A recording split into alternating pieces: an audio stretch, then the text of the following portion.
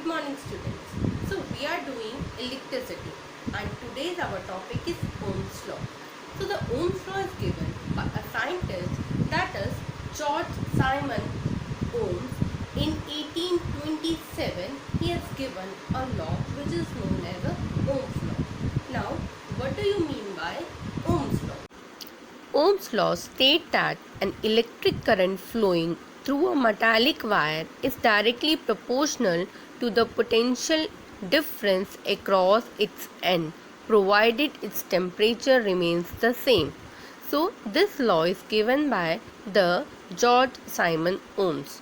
Now we will discuss it in the detail.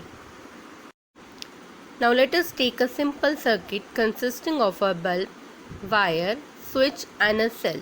Now if we want to measure the voltage, we will apply a voltmeter, and we want to measure the current, we will apply a ammeter in the circuit. So when the one cell is attached, the bulb will glow and you can see the reading in the voltmeter is approximately 1.2 and the reading in the ammeter is 0.2 amperes. So if you want to plot a graph, the number of cell is 1 and the value of potential difference is 1.2 and the current is 0.2 ampere. Now if we apply the two cells, see carefully, the reading get changed. Now the voltage is 2.4 and the reading in the ammeter is 0.4. Now again if we plot it in the graph, see the number of cell is 2, the reading is 2.4 volt and 0.4 ampere. Now if we apply a 3 cell, the reading get changed, that is 3.6 volt and 0.6 ampere. Now if we apply a 4 cell, the reading again get changed and it will become 4.8 volt and 0.8 ampere. Now through this reading, if we want to graph a plot, then if we plot a graph between voltage and current and we plot all these points, we will get a straight line graph. See 0.2 and 1.2 volt. These are the points through which we have plotted a graph. So for each cell, 1 cell, 2 cell, 3 cell and 4 cell, we have pointed the values and we will get a graph. Now if we see that in this case the potential difference increases and the current also increases.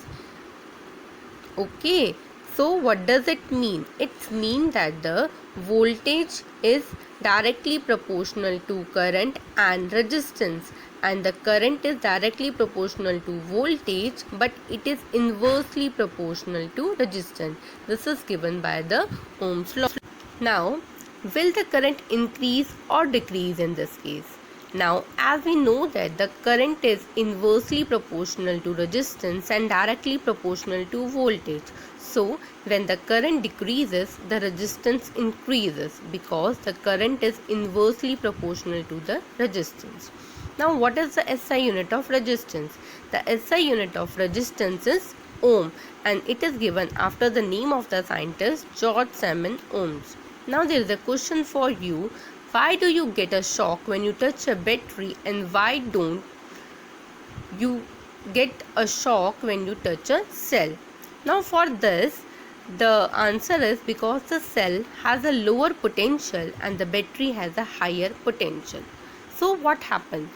If the cell has lower potential, then a small amount of current it has and the battery has a large amount of current. So when you touch a battery, you will get a shock, and through the cell you do not get a shock because the battery has a large potential.